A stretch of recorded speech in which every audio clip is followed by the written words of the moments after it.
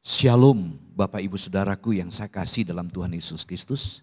Baik yang ada di rumah maupun yang ada di gereja saat ini. Tema khotbah adalah Allah di balik semua peristiwa. Secara khusus kita akan fokus kepada Alkitab kita dalam Kejadian pasal 50 ayat yang ke-15 sampai dengan ayat yang ke-21. Saya akan bacakan ayat-ayat ini, mari kita pusatkan perhatian kita. Demikian firman Tuhan, Kejadian pasal 50 ayat 15 sampai dengan 21. Ketika saudara Yusuf melihat bahwa ayah mereka telah mati, berkatalah mereka, boleh jadi Yusuf akan mendendam kita dan membalaskan sepenuhnya kepada kita segala kejahatan yang telah kita lakukan kepadanya. Sebab itu mereka menyuruh menyampaikan pesan ini kepada Yusuf. Sebelum ayahmu mati, ia telah berpesan. Beginilah harus kamu katakan kepada Yusuf, ampunilah kiranya kesalahan saudara-saudaramu dan dosa mereka, sebab mereka telah berbuat jahat kepadamu. Maka sekarang ampunilah kiranya kesalahan yang dibuat hamba-hamba Allah ayahmu. Lalu menangislah Yusuf ketika orang berkata demikian kepadanya. Juga saudaranya datang sendiri dan sujud di depannya serta berkata, kami datang untuk menjadi budakmu. Tapi Yusuf berkata kepada mereka, janganlah takut, sebab aku inikah pengganti Allah. Memang kamu telah mereka-rekakan yang jahat terhadap aku, tetapi Allah telah mereka-rekakannya untuk kebaikan.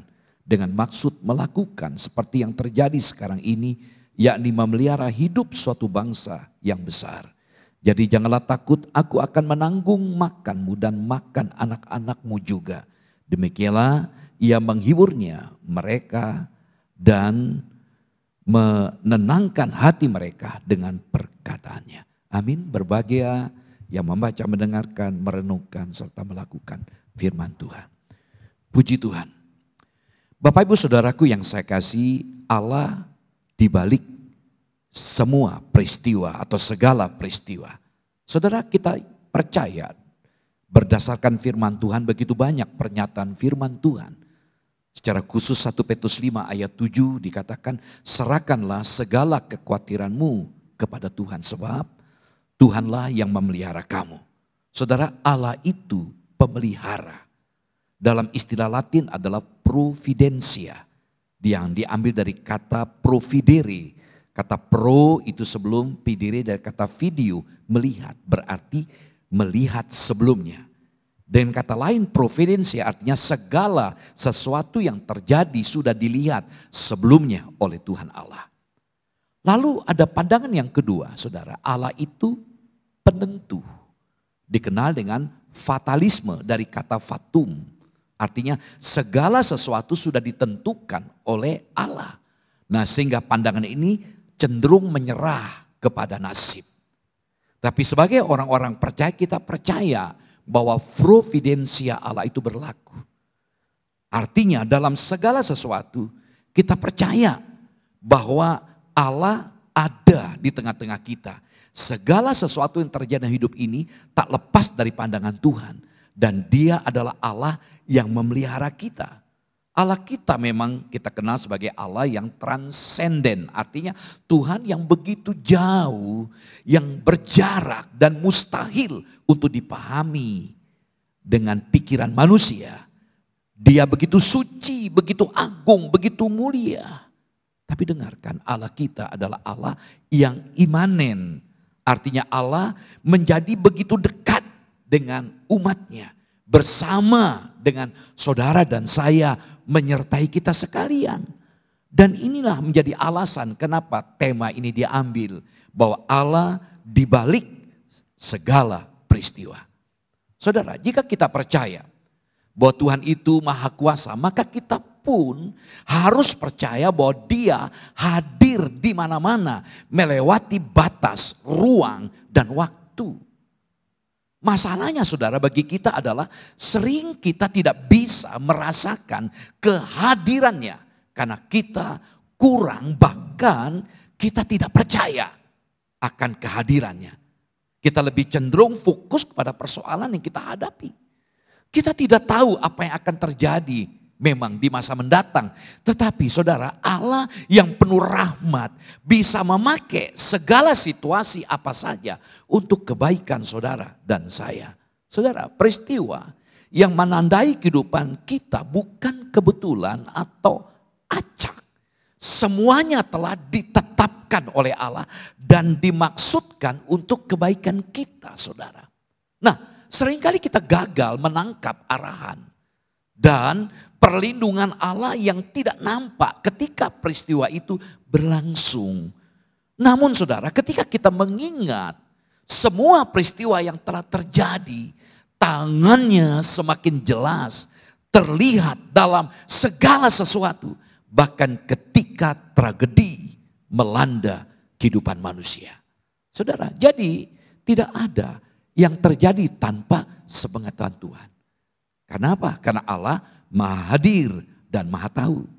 Dan hal ini yang mendorong kita untuk menyerahkan diri kita sepenuhnya kepada Allah. Bahwa setiap masalah yang kita hadapi itu kita serahkan kepadanya, saudara. Mengapa seringkali kita sulit untuk menyerahkan diri kita? Menyerahkan setiap masalah kita kepada Tuhan. Iya, karena kita tidak membawa diri kita sepenuhnya. Roh kita tidak bawa kepada Allah. Nah, kita tahu bahwa manusia memiliki 3 unsur. Pertama tubuh, kedua jiwa, yang ketiga roh. Tubuh itu berkaitan dengan kesadaran akan dunia ini, lingkungan. Sehingga tubuh ini perlu SPP, sandang, pangan, dan papan. Yang kedua jiwa, kesadaran akan diri. Nah, inilah problem kita. Jiwa ini di dalamnya ada cipta, yaitu pikiran. Rasa, yaitu emosi. Karsa, itu kehendak. Nah, seringkali pikiran kita, emosi kita, kehendak kita lebih dominan. Artinya apa? Pikiran, emosi kita, kehendak kita tidak mau berserah, menyerah di bawah pimpinan Tuhan. Karena itu marilah kita belajar untuk menyerahkan setiap masalah kita kepada Tuhan. Kita serahkan diri kita. Nah, ini yang ketiga, roh, kesadaran akan Tuhan. Bawalah roh kita. Kita tahu bahwa roh Allah berdiam. Libatkanlah Tuhan dalam hidup kita. Saudara, kita akan belajar dari sikap Yusuf melalui Kejadian 50 ayat 15 sampai 21 ini. Kembali kita melihat dalam ayat 15. Dikatakan boleh jadi Yusuf akan mendendam kita. Itu ungkapan dari kakak-kakak Yusuf. Ya, karena mereka sadar ayah yang mereka andalkan sudah meninggal dunia. Mereka berpikir oleh karena perbuatan mereka yang salah terhadap Yusuf di masa yang lalu. Selama ini Yusuf tidak membalas karena masih ada ayahnya. Sekarang ayahnya sudah meninggal dunia. Sementara Yusuf seorang pejabat punya otoritas. Jangan-jangan Yusuf menggunakan kekuatan dan kekuasaannya untuk membalas dendam. Perhatikan ayat 15. Boleh jadi Yusuf akan mendendam kita. Nah, kata mendendam di sini saudara, dari kata kerja yang sangat kuat. Bisa dibandingkan dalam Kejadian 27 ayat 41. Manakala ketika Esau merasa ditipu oleh saudara kembarnya Yakub, dia dendam, dia benci, dalam hatinya cuma satu, ingin membunuh Yakub. Saudara. Nah, kita belajar dari pengalaman kakak-kakak Yusuf. Hati mereka tidak tenang. Hati nurani yang merasa bersalah membuat mereka terus merasa ketakutan dan kekhawatiran. Dan membuat mereka itu curiga kepada Yusuf. Dan ini pun bisa terjadi dalam diri kita, saudara. Ketika kita merasa bersalah, bisa muncul rasa kekhawatiran, kecurigaan, jangan-jangan dia akan membalas kita. Itu juga yang dialami oleh Kain dalam Kejadian 4 ayat 14. Kain juga curiga dengan Allah, bahkan menyalahkan Allah.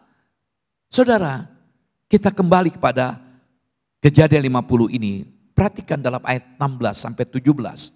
Di situ diterangkan bahwa saudara Yusuf tidak berani menjumpai Yusuf.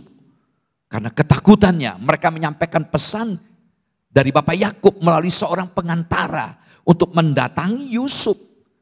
Di mana pesan Bapak Yakub sebelum meninggal agar mengampuni atau memaafkan. Artinya di sini memberikan kesempatan, memulihkan dan membebaskan. Saudara, dalam ayat 17, Kejadian 50 ayat 17, beginilah harus kamu katakan kepada Yusuf, ampunilah kiranya kesalahan saudaramu dan dosa mereka sebab mereka telah berbuat jahat kepadamu. Maka sekarang ampunilah kiranya kesalahan yang dibuat hamba-hamba Allah ayahmu. Lalu menangislah Yusuf ketika orang berkata demikian kepadanya. Saudara, saudara Yusuf datang dengan kesungguhan hati untuk minta pengampunan. Dari ayat 17 tadi ada 3 istilah dosa yang digunakan. Pertama, pesah. Dalam bahasa Ibrani artinya pelanggaran atau pemberontakan. Kedua, katau. Artinya dosa sama dengan dalam bahasa Yunani hamartia. Meleset dari sasaran. Salah sasaran, salah tujuan. Seorang saudara tidak seharusnya melakukan itu semua. Itulah makna kata-kata. Yang ketiga, jahat. Mereka sudah melakukan kejahatan. Perhatikan 3 kata tadi, pesah, pelanggaran, kata. Itu dosa. Ketiga, jahat. Ini yang diungkapkan. Saudara, saat kita meminta pengampunan, ini pelajaran yang saya lihat dari ayat ini. Jangan pernah mengecilkan dosa atau kesalahan kita. Nah, saudara, kita melihat di sini kesungguhan hati saudara Yusuf. Ya, mereka tidak meringankan kesalahan mereka atau menyalahkan ayahnya yang pernah pilih kasih kepada Yusuf. Dalam ayat 18, juga saudaranya datang sendiri dan sujud di depannya serta berkata. Perhatikan, di sini kita melihat bagaimana kesungguhan hati saudara Yusuf. Dikatakan, kami datang untuk menjadi budakmu. Artinya apa? Mereka menyadari kesalahan. Dengan kata lain, mereka mengakui. Bahkan mereka merendahkan diri mereka, bahkan sampai bersujud di hadapan Yusuf. Bagaimana sikap saudara dan saya saat orang yang bersalah tidak mengakui kesalahannya di hadapan kita? Saat kita dilukai, sayangnya kita tidak akan selalu menemukan situasi seperti yang dilakukan oleh saudara Yusuf. Nah, bagaimana kalau kita tidak mau mengampuni? Saudara, perhatikan, mengampuni adalah perintah Tuhan.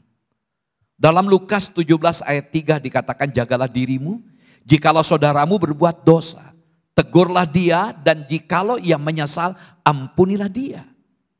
Dalam Matius 18 ayat 22, Tuhan Yesus berkata kepadanya, bukan, aku berkata kepadamu, bukan sampai 70 kali, melainkan sampai 70 kali 7 kali.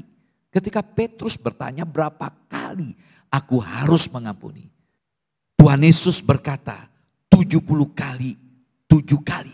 Artinya pengampunan tanpa batas. Nah saudara, apa menjadi alasan bagi kita untuk mengampuni? Perhatikan, Tuhan sudah mengampuni kita. Tuhan sudah mengampuni saudara dan saya. Sebenarnya kita lebih pantas dihukum, tempat kita neraka.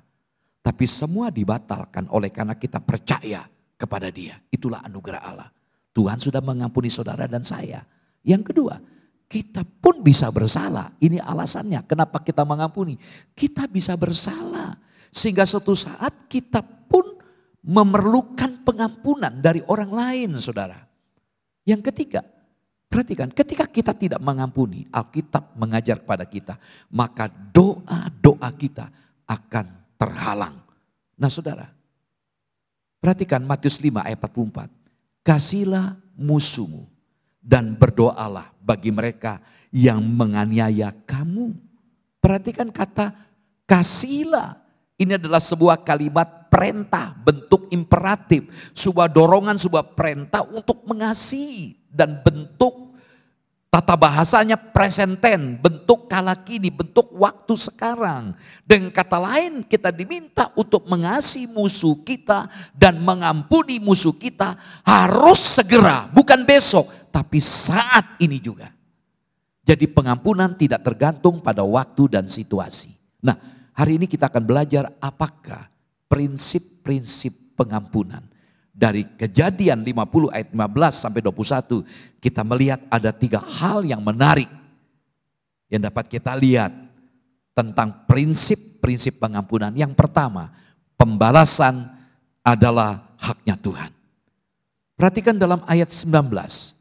Janganlah takut, sebab aku inikah pengganti Allah. Dalam beberapa terjemahan bahasa Inggris, baik New American Standard Bible, New King James Version, bahkan Revised juga, dikatakan sebab aku inikah pengganti Allah. Artinya apa? Yusuf ingin menyampaikan kepada kakak-kakaknya bahwa dia tidak melihat dirinya sebagai hakim. Dia tidak akan bertindak sebagai hakim. Hanya Tuhan yang bisa melakukan itu. Dia tidak berhak. Paulus juga mengutip pernyataan yang menarik dalam Roma 12 ayat 17 sampai 21. Diungkapkan di situ. Di mana kita harus berupaya sedapat-dapatnya kita bisa berdamai dengan semua orang. Kalau kita disakiti, kita belajar untuk mengampuni orang lain. Dan jangan membalas kejahatan dengan kejahatan. Pembalasan itu adalah tanggung jawab dari Tuhan. Yang berhak membalas adalah Tuhan. Contoh yang menarik dari Raja Daud. 2 kali kesempatan bagi Daud untuk membunuh Saul. Ketika pertama, Saul kelelahan, ketiduran. Kedua, ketika Saul buang hajat. Dan ada kesempatan untuk membunuh, dia berkata, jangan musnahkan dia. Sebab siapakah yang dapat menjamah orang yang diurapi Tuhan dan bebas dari hukuman. Dalam 1 Samuel pasal 26 ayat 9, 1 Samuel 24 ayat 7 dikatakan demikian. Dijauhkan dari aku untuk menjamah orang yang diurapi Tuhan. Ungkapan ini artinya apa? Daud tidak mau mengambil alih perannya Allah yang mengurapi Saul itu adalah Allah. Dia tidak punya wewenang untuk mengambil alih perannya Allah. Meskipun ada kesempatan bagi Daud untuk membalas. Ini kesempatan dalam kesempitan bagi dia. Karena dia tahu bahwa dia sudah ditetapkan sebagai raja. Tapi dia tidak menggunakan kesempatan ini. Ini bukan cara yang tepat. Karena dia sangat menghormati Allah. Biarlah caranya Allah. Karena Allah yang sudah menetapkan Saul sebagai raja. Maka Allah punya cara untuk menyelesaikannya. Dan pada waktunya Daud akan diangkat menjadi raja. Saudara, mari kita belajar. Dalam keluarga ada orang tua. Bagaimanapun jeleknya orang tua, kita semua hormati orang tua. Di gereja ada pemimpin-pemimpin gereja. Kita semua hormati. Jangan melangkai. Ya, karena mereka adalah orang-orang yang dipercayakan Tuhan untuk kita. Di kampus, di sekolah ada dosen, ada guru. Mereka punya otoritas. Jadi mari kita belajar jangan membalas. Hargailah otoritas Allah. Karena yang berhak membalas adalah Allah. Saya ingin berikan kesaksian sedikit dari Corrie ten Boom. Ini hamba Tuhan luar biasa. Berasal dari Belanda.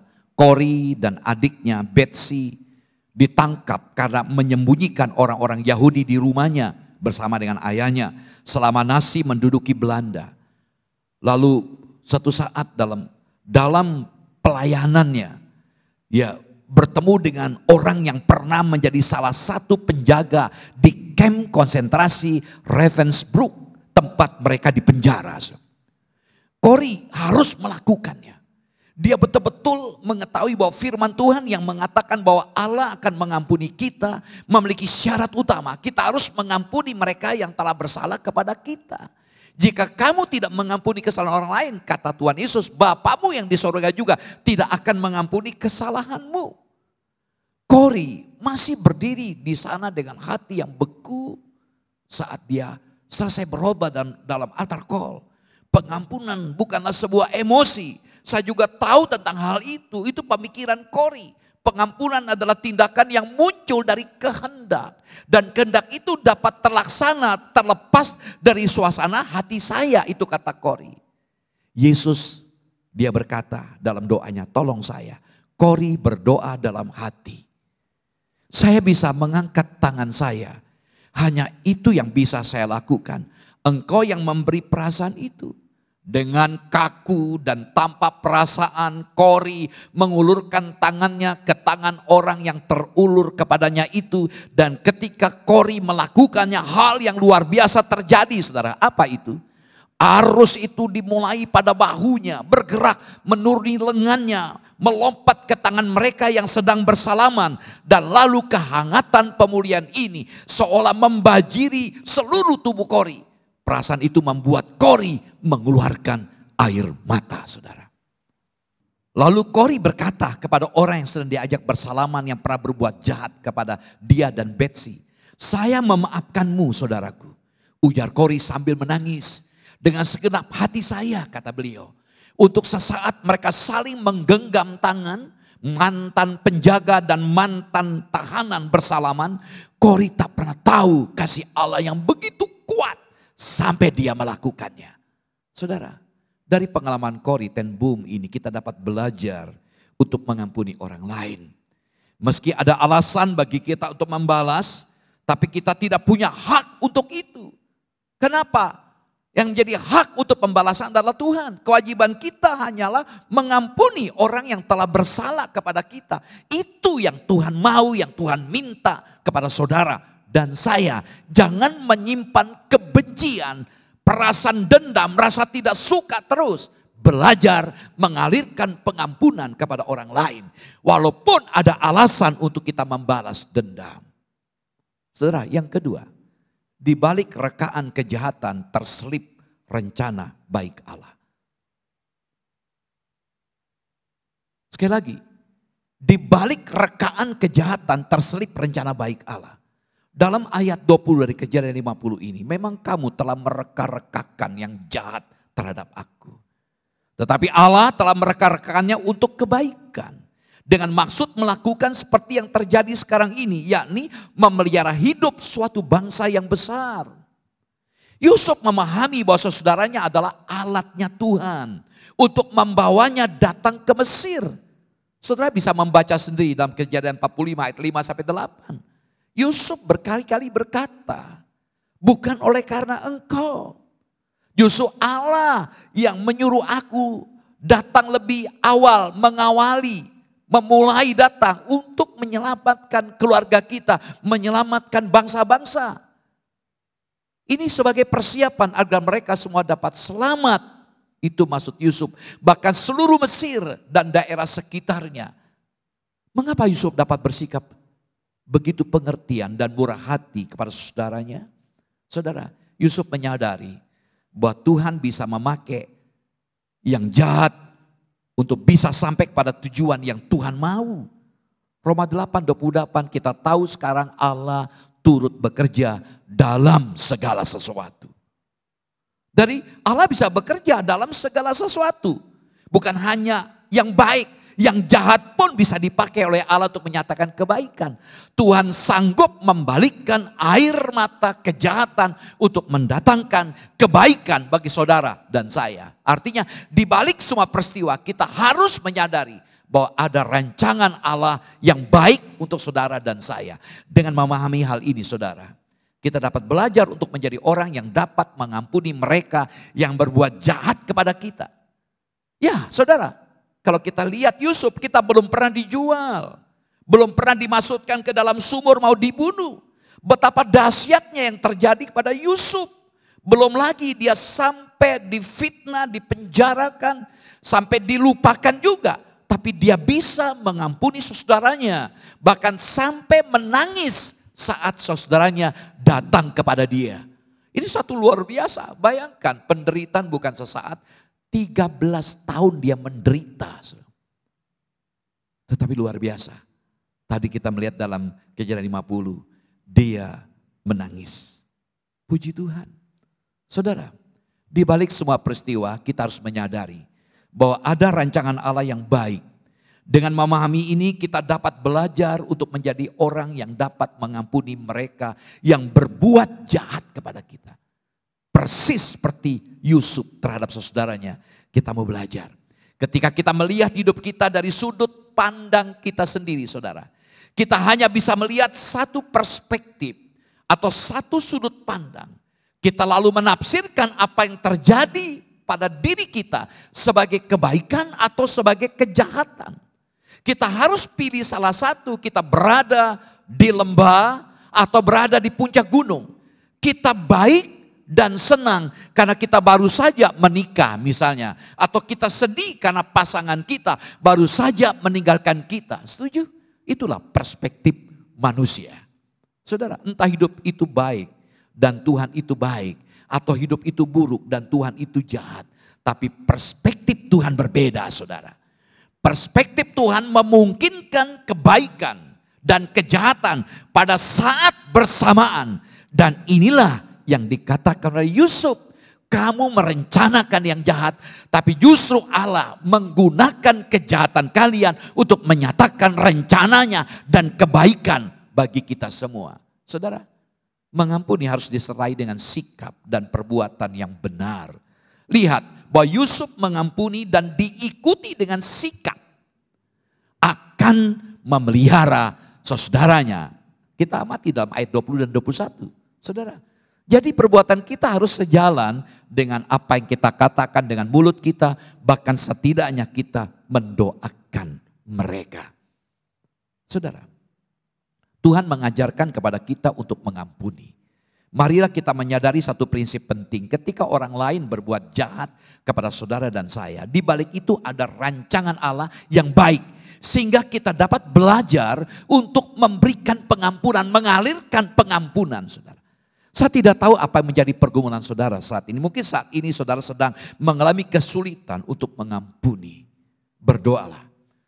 Tuhan, ajarilah aku melihat rancanganmu di balik semua peristiwa yang engkau izinkan terjadi dalam hidupku.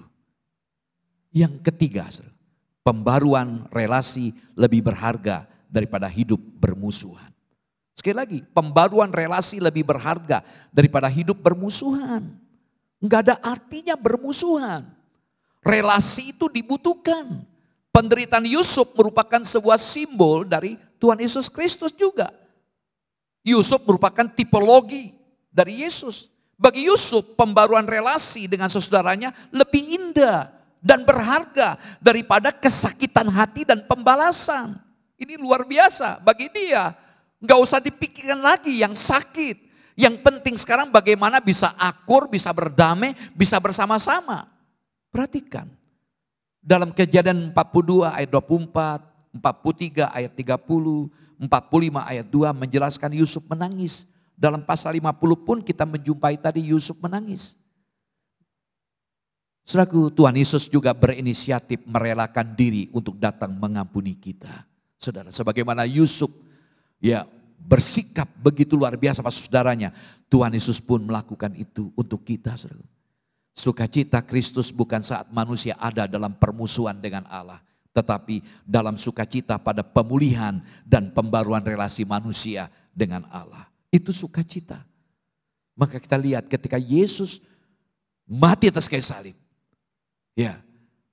Bapa, bersukacita, murka Allah itu dibatalkan. Dan ketika Yesus memati di salib, dia berkata, tetelestai, sudah selesai.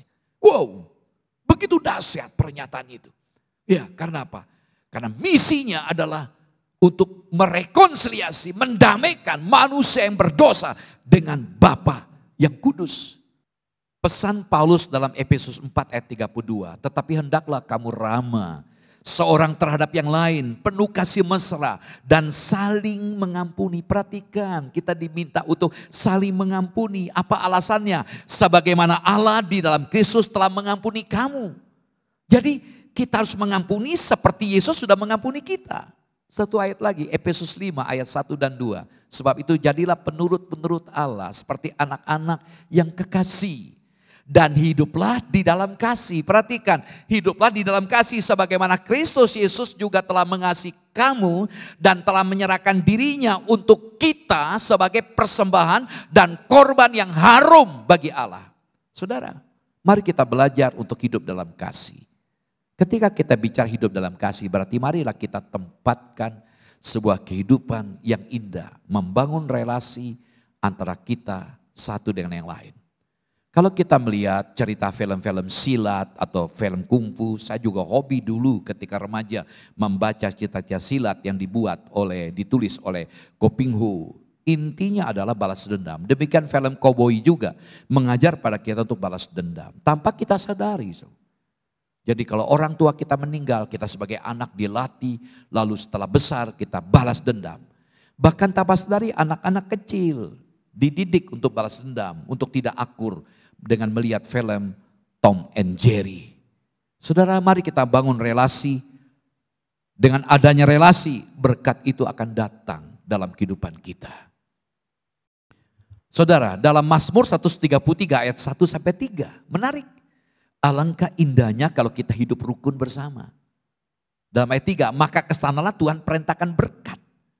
Jadi alangkah indahnya, ya, kalau kita bisa akur. Dulu memang kita bermusuhan, tidak bersahabat, ya, tidak berteman karena beda pendapat mungkin sehingga kita tidak senang. Tapi sekarang alangkah indahnya kita bisa berdamai, lalu bergandengan tangan melayani bersama-sama. Dahsyat, pasti menjadi berkat bagi orang-orang di sekitar kita, saudara. Apakah pelajaran yang dapat kita petik dari sikap Yusuf ini, saudara? Kita perlu melupakan masa lalu yang sulit dan mengingat kebaikan Tuhan. Kita percaya bahwa di dalam kesulitan ada buah yang manis saat kita tetap bersandar kepada firman Tuhan. Meskipun kita menghadapi kesulitan, Tuhan senantiasa menyertai saudara dan saya dan menguatkan saudara dan saya. Jika kita mengalami masa lalu yang kelam, bersyukurlah karena kita telah melewatinya bersama dengan Tuhan. Saudara, kita dapat menggantikan kenangan kelam masa lalu dengan apa?